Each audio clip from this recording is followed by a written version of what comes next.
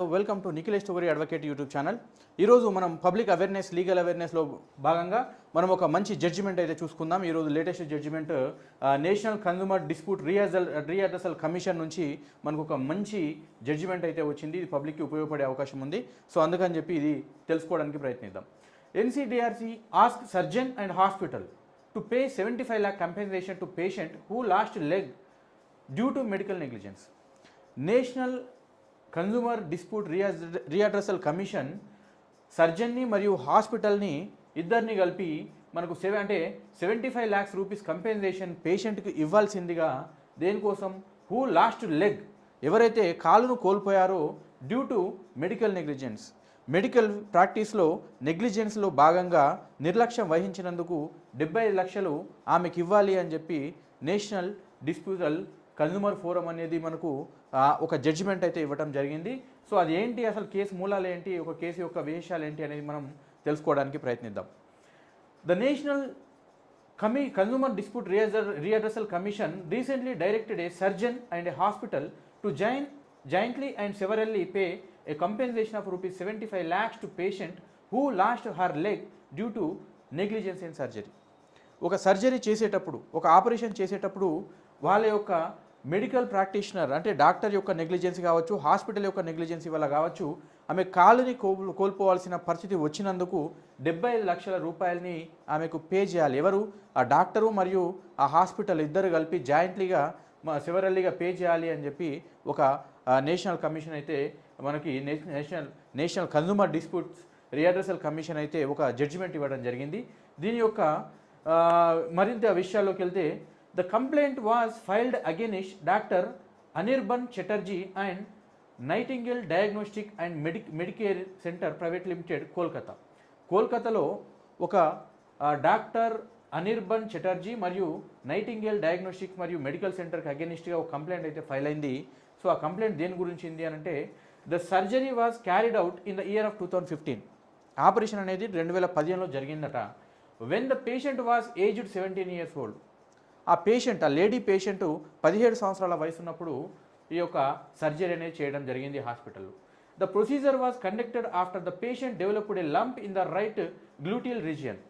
So వెనుక seat భాగంలో ఒక ముద్దలాగా ఒక ఏర్పడినప్పుడు అక్కడ సర్జరీ అనేది అక్కడ కండక్ట్ చేశారు, ప్రొసీజర్ అనేది స్టార్ట్ చేశారు అనేది చెప్తున్నారు ఇక్కడ. In 2015 a procedure known as vascular embolization was performed on the patient. 2015లో ఒక ప్రొసీజర్ అనేది ఏది vascular embolization was performed, vascular embolization అనే ప్రొసీజర్ అనేది పర్ఫామ్ చేసినారు, అంటే చేసిన సర్జరీ కింద చేసినారనమాట. However during the surgery some amount of glue slipped into the main artery of the right leg. Surgery అయితే చేసినారు, కానీ ఆ సర్జరీ చేయడానికి ఉపయోగించే ఒక గ్లూ, అంటే ఇప్పుడు ఒక జిగురు లాంటి పదార్థం, ఏదో కెమికల్ ఏదైతే ఉంటుందో ఆ కెమికల్ అనేది రైట్ లెగ్లో దమనులు సిరలను చదువుకుంటాం కదా, సో ఆ నరాల్లోకి, రైట్ లెగ్ కుడి కాలు నరాల్లోకి ఆ గ్లూ అనేది ఇరుక్కుపోయిందంట. The subsequently led to the stoppage of blood circulation in the right leg of the patient. So దీని కారణంగా రైట్ లెగ్లో రక్త ప్రసరణ అనేది ఆగిపోవడం జరిగింది. అండ్ డెవలప్డ్ ఏ గ్యాంగ్రీన్, అక్కడ బ్లాకేజ్ ఏర్పడింది. Ultimately the patient was shifted to Gangaram hospital. చివరికి ఆ పేషెంట్ కొత్త హాస్పిటల్ గంగారాం హాస్పిటల్కి తీసుకుని వెళ్ళటం జరిగింది న్యూఢిల్లీలో. Since the condition of the leg worsened, it had to be amputated to prevent further complications. ఇంకా సిచ్యువేషన్ అనేది కాలు తీసేయాల్సిన పరిస్థితి వచ్చింది కాబట్టి యాంప్యుటేట్ అంటే తొలగించబడింది, కాలును కూడా తీసేయాల్సిన పరిస్థితి వచ్చింది. మిగతా సివియర్ కండిషన్ అనేది మనకు రిట్రీవ్ చేయడానికి, లేదా సివియర్ కండిషన్ని కాపాడడానికి, ఆమె పూర్తి మిగతా హెల్త్ కండిషన్ కాపాడడానికి సో ఆమె యొక్క కుడి కాలు అనేది తీసేయటం అయితే జరిగింది. Since the condition of living person, okay, she was subsequently certified to have 90% of disability. So దీనివల్ల, కుడికాలు తీసేయటం వల్ల ఆమెకి 90% డిసేబిలిటీ అనేది సర్టిఫికేషన్ కూడా ఇవ్వటం జరిగింది. సో ఇన్ 2017లో the patient along with our father, ఆ పేషెంట్ ఎవరైతే 17 years పేషెంట్ ఉందో ఆ పేషెంట్ తర్వాత ఆమె ఫాదర్ ఇద్దరు కలిసి filed consumer complaint seeking A compensation of over 20 crores from the hospital and doctor. 20 కోట్లకు నష్టపరిహారం కింద, అంటే కాలు పోయినందుకు ఒక 90% డిసేబిలిటీ అయినందుకు కంపెన్సేషన్ కింద.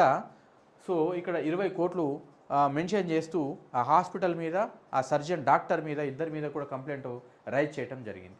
The commission after examining the evidence and record, ఈ యొక్క consumer commission court examine the evidence and రికార్డ్లో ఉన్న అప్పుడు అక్కడ సబ్మిట్ చేసిన రికార్డుని ఎగ్జామిన్ చేసిన తర్వాత found that negligent resulted in the slippage of n butyl cyanoacrylate glue entering into the artery of right leg.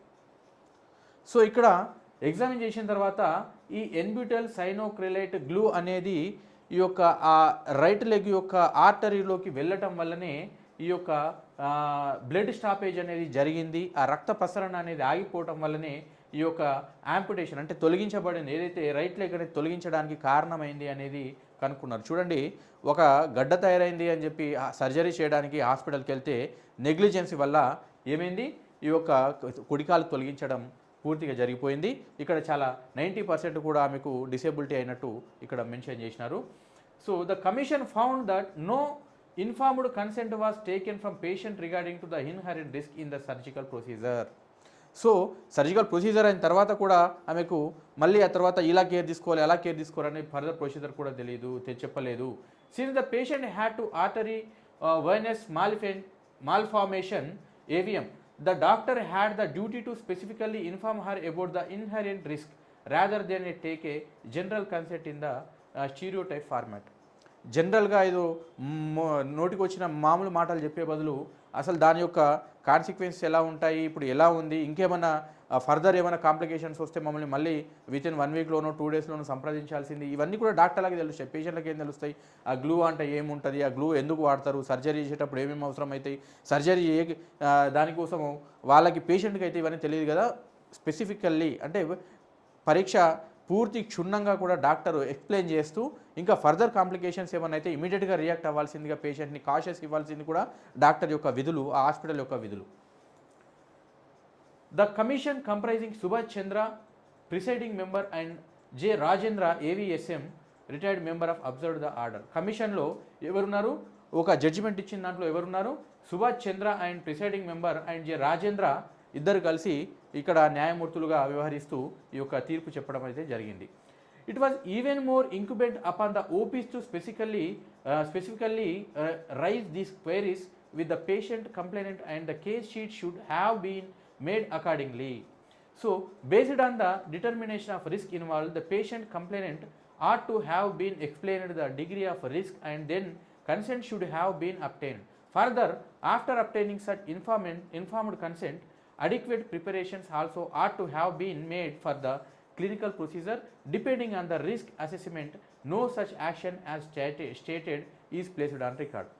So ఏదైతే ఇప్పుడు ఇందాక మనం చెప్పుకున్నట్టుగా ఏదైతే ప్రొసీజర్ సర్జరీ చేసినా, ఒక జనరల్ ట్రీట్మెంట్ ఇచ్చినా, ఆ ట్రీట్మెంటు పేషెంట్కు డాక్టర్లు హాస్పిటల్లో క్షుణ్ణంగా వివరించి కాంప్లికేషన్స్ ఇలా వస్తే ఇలా ఉంటుంది, ఇలా సర్జరీ చేసాము, సో మొత్తం ప్రతి ఒక్కటి కూడా రిస్క్ మనకు ఆ పేషెంట్కు చెప్పాల్సిన బాధ్యత అనేది డాక్టర్కే ఉంటుంది అనేది సత్యం.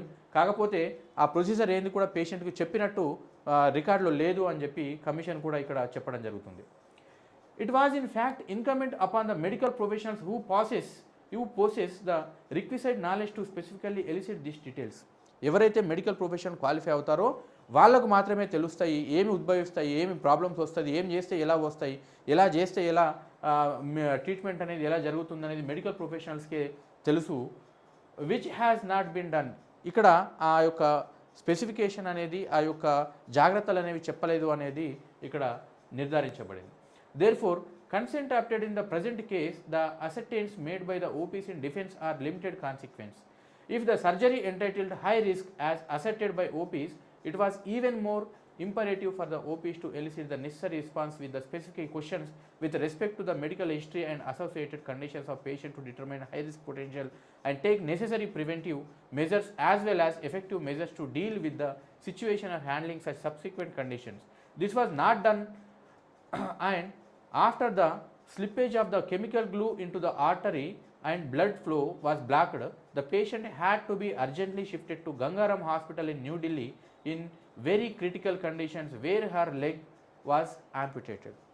సో ఇవన్నీ జాగ్రత్తలు చెప్పకపోగా, ఇవన్నీ జాగ్రత్తలు చెప్పినట్టు కోర్టు దృష్టిలోకి రాకపోగా, సో ఆమె పూర్తిగా ఇంకా తగ్గుతుందిలే, ఇప్పుడు సర్జరీ జరిగింది కదా దీనివల్లే నొప్పి ఉంది అనుకొని ఆ పేషెంట్ వాళ్ళ ఫాదర్ కూడా ఆ ప్రాబ్లం అలాగే ఉంచుకొని గ్లూ పోవటం వల్ల, బ్లడ్ బ్లాకేజ్ అవ్వటం వల్ల ఇంకా సిచ్యువేషన్ వర్స్గా తయారైపోయి చివరికి సాధ్యం కాకపోగా ఆమెకు ఇంకా వెంటనే హాస్పిటల్ మార్చి గంగారాం హాస్పిటల్కు, ఢిల్లీలో ఉన్న గంగారాం హాస్పిటల్కి తీసుకెళ్తే అక్కడ తప్పని పరిస్థితిలో కాలును తొలగించడం అనేది చేసినారంట.